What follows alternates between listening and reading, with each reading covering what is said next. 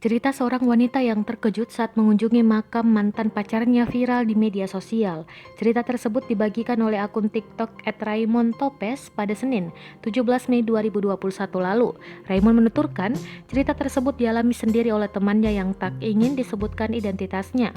Kemudian, kejadian temannya terdiam hingga menangis saat mendatangi makam mantannya terjadi pada Sabtu 15 Mei 2021 lalu di tempat pemakaman umum atau TPU Pondok Kelapa, Jakarta Timur.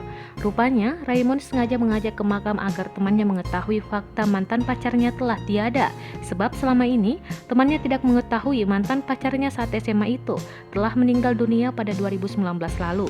Menurut Raymond, saat pertama kali tahu mantannya telah tiada, teman Raymond langsung diam dan menangis karena tak percaya.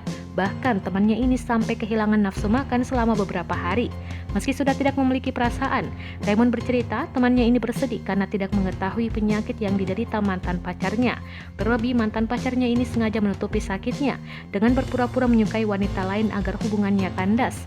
Untuk itu, Raymond menyebut temannya sampai syok saat tahu mantan pacarnya telah meninggal dunia.